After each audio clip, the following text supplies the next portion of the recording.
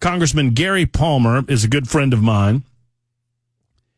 He is a 6th congressional district representative from the state of Alabama. He was my congressional representative when I lived in the state of Alabama. He is a part of the delegation that is at the Del Rio Bridge, and you'll hear from Congressman Mark Green a little bit later on the Brian Wilson Show, The Drive, and you'll hear from Gary Palmer right now as he arrives at the Del Rio Bridge to witness the ongoing border security crisis. Congressman Palmer, good afternoon. Happy to have you with us. Good afternoon, Matt. Thanks for having me on. Well, just give us a sense of how many there are of the delegation and exactly what you are doing today and what you hope to accomplish with what you're doing. Well, I think there's over 60 of us here, all Republicans, and it's the largest delegation to ever visit the border. We've been briefed by Border Patrol, local law enforcement, county sheriffs, and I've been talking with private landowners, ranchers, and farmers here. And just before we got on the bus to come down to the bridge, I was talking to a rancher, and this sounds crazy, but he said that he has had the same fence cut 77 times since December 28th. Basically cut it 77 times over a 7-day period. And that's the kind of stuff that people don't know about, that doesn't get reported. And it's gotten so bad that the Texas legislature has set up a crime victims fund to compensate property owners down here in South Texas for the damage being done by these illegal migrants. I mean, we on In Talk Radio Circles, we on my show, on Super Talk 99.7 WTN, we try to report on these stories on a daily basis, Gary. Obviously, I believe that it should lead the nightly news every single day. I think it is an existential crisis that is ongoing on our southern border. What do you and the rest of the delegation hope to accomplish? Is the goal to get the message out to the broader population, maybe those that don't listen to talk radio or perhaps don't avail themselves of the information that's readily available on the internet? What's the game plan here? Well, I'm not going to talk about what the legislation is that I've already called my staff to start getting drafted. But there's some things that I found out on this trip, and this is not the first time I've been to the border. I've been to San Diego, I've been to Arizona, I've been to McAllen, Texas. But some of the things that I've learned down here has given me some ideas of things that I think we can do legislatively. So that's enormously helpful. One of the things that your listeners might be interested in is they're estimating that the cartels are earning about $32 million a week just in this sector. Just in this sector. How much a week? $32 million. Wow. But here's the thing that I didn't know. That didn't surprise me. What I found out was I was thinking all along that these people will pay $10,000, $15,000 to cartel to get them in. I did not realize that they basically are holding these people as slaves once they get here, and they're requiring them to pay off a debt that takes these people, once they get into the United States, 8 to 13 years to pay off. That's how extensive the cartel networks are throughout the United States. Once these people get in the country, you think they could, slip off into Chicago or Philadelphia or someplace like that and just disappear, and the cartels wouldn't have access to them, but that's not the case. So they're making $32 million a week down here, but they're still hanging on to these people after they get in the United States and extorting money from them. We had a caller, we were discussing the junket, discussing the numbers of Republicans that were on it. This has to be one of the bigger trips to the southern border, at least in my recent memory. Maybe I've missed one. And a previous caller was frustrated with the amount of money that's being spent on even something like this. And I wanted to give you an opportunity to speak to it. I mean, we're obviously spending some taxpayer dollars on this trip. Well, I don't want to presume. I assume that it's taxpayer dollars, but how do you justify the expenditure of this money in the long term with regard to this issue, the importance of this issue, and how potentially we are going to save a lot of money in the long run if we do the right thing and secure our southern border? Well, I think we can secure our southern border. We did that during the Trump administration. I mean, that was a demonstrated success. I think what you're dealing with, and I'm going to read something to you from something that was handed out by the county sheriffs down here. It's called Operation Lone Star Task Force. And I'm reading this verbatim. It says, if one believes that the federal government is attempting to stop illegal immigration and cartel commerce from coming across the border, the efforts of the government can only be seen as one of the most miserable failures in the history of U.S. law enforcement. If one believes that the federal government wants this, is encouraging the illegal activity, or is complicit in cartel activities, their efforts are an overwhelming success. Either way, the failures of the federal law enforcement are beyond our control. So they're going to focus on what they can do. And these local sheriffs make no attempt to hide their contempt for the Biden administration and their view that the Biden administration wants this. I mean, I've made the statement, Congressman, and Congressman Gary Palmer is with us. He is a part of leadership for the Republican Party. He is the chair of the Republican Party Policy Committee, and he is down at the southern border as we speak in anticipation of a press conference expected a little bit later on this afternoon with himself, Homeland Security Chairman Mark Green, Judiciary Committee Chair Jim Jordan, and, of course, Speaker of the House Mike Johnson. I'm on record as saying that the Biden administration's goal is to not secure the border. Their goal, it seems to me, is to make excuses as to why they do not or cannot do their job. They want, it seems, based on their actions, more illegal alien activity in the United States of America. Am I wrong? No. Again, talking to the local law enforcement people down here, they believe that this is exactly what the Biden administration wants. Mark Green, chairman of the Homeland Security Committee, whom you just mentioned is going to be on with one of your colleagues a little bit later, I think they've just announced that they will be filing articles of impeachment against Mayorkas. This really applies broadly to a number of people who are responsible for this. I mean, you've got Vice President Harris, who is the border czar, who's never been here. You've got President Biden, who's never been here. I don't think Mayorkas has been down here. So I think there's no question that this is what they wanted. And it is, I think, has become an enormous national security threat. Gary, you're one of the smartest people in Congress that I know, and one of the most humble. So I'm sure you don't like me saying that, but it's true. And the Biden administration. Well, it's a low bar sometimes. Well, I mean, yeah, well, that's true, actually. I might could pick his name out of a phone book, but whatever. So the Biden administration continues to claim that there's nothing that they can do. That if someone shows up and finds a border security agent, I mean, this is our perception here in Nashville, Tennessee, right?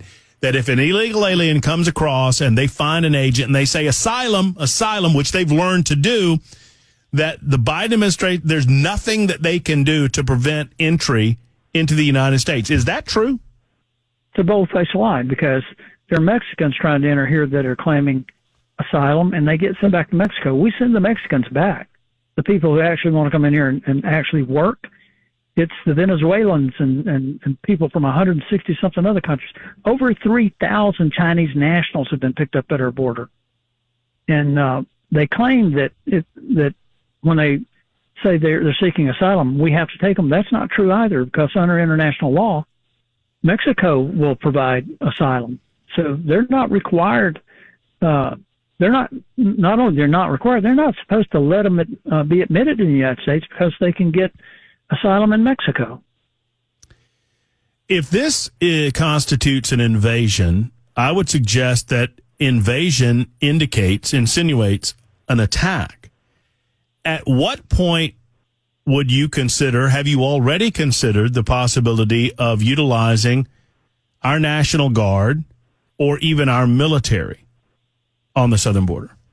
Well, that's part of what I'm talking to my staff about. How do we facilitate that? And I don't want to go into a lot of detail, but I do think that's something that I'm looking into and that I think we should seriously consider.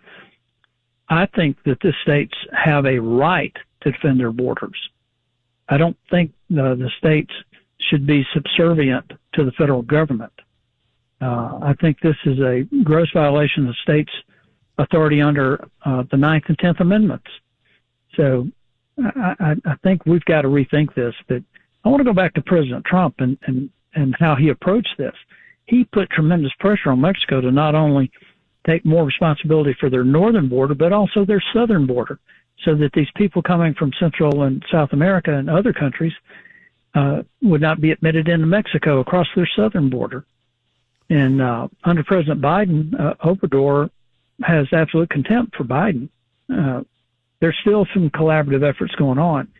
But the bigger issue here is whether or not we're going to have the next administration empower people who are willing to take on the cartels, because the cartels are really at the center of all of this. Well, and speaking of the cartels, let's talk about the possibility of utilizing special ops or our military personnel to do that fight.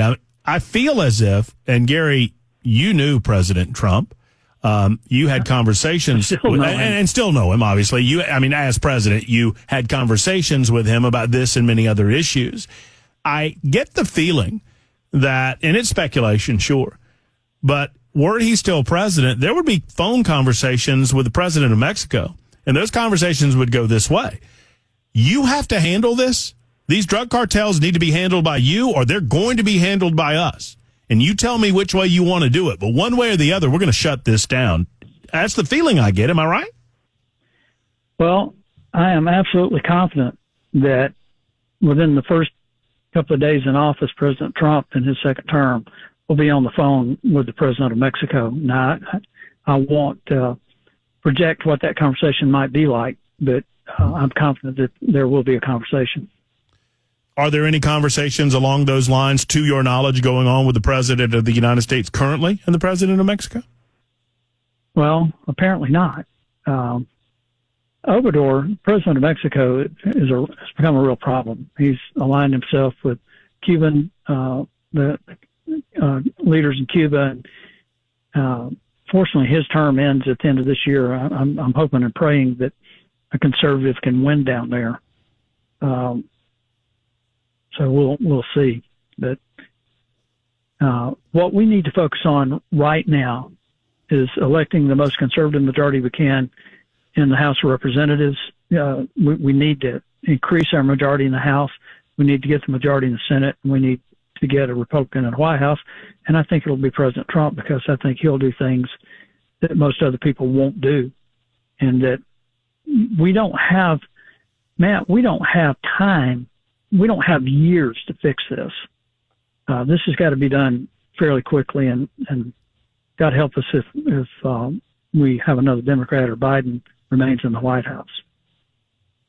There are several of my listeners, not the majority, obviously. There's a lot of support for highlighting this issue, more so than it's already been highlighted. But I think many of us who listen to talk radio, who engage in this format, we are too close to the forest to see the trees. And I respect the desire that you have, that Mike Johnson has, that Mark Green has, and others in highlighting this issue in a way that it cuts through the clatter. But some are calling it a dog and pony show. Some on the line are saying that this is just another photo op. Cut through that and tell me what you want to accomplish in, 40 minutes or so when the press conference happens. What do you hope the message is to the American people? What do you want the American people to receive? Well, we didn't come down here for a photo op. I can assure you that. I came down here to talk to people who are suffering the consequences of the Biden administration's open border policies. The farmers and the ranchers and the local law enforcement guys, they're absolutely overwhelmed. The interesting thing, Matt, is that when we make these trips, you'll notice that there are hardly any border crossings today, where there've been, 10,000 a day in some cases, or 5,000 a day in some cases. That's not happening now.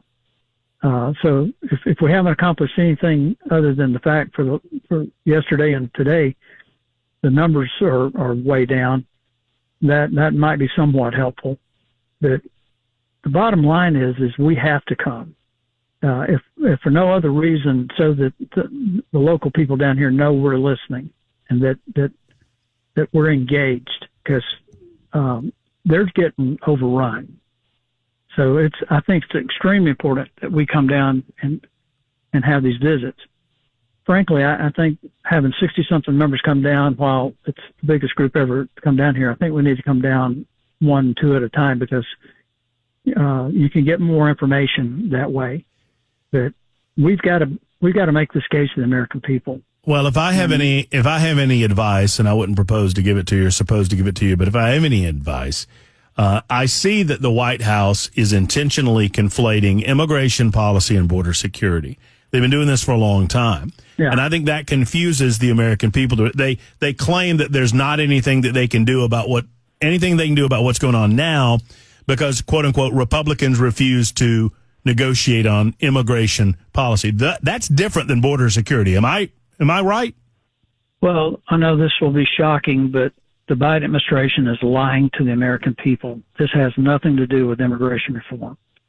This is all about opening our borders. And it's not just the southern border. They're starting to come across the Canadian border, not in anywhere near the numbers. But this is all about this progressive, far left extreme view that America should have no borders. It is the deconstructing of our culture. And it's being played out right in front of everybody's eyes. And if you've got listeners out there that don't understand this, then again, I don't know what it will take to get people to wake up to what's actually happening to our country. Gary, thank you for your time. We expect the press conference in about 40 minutes or so?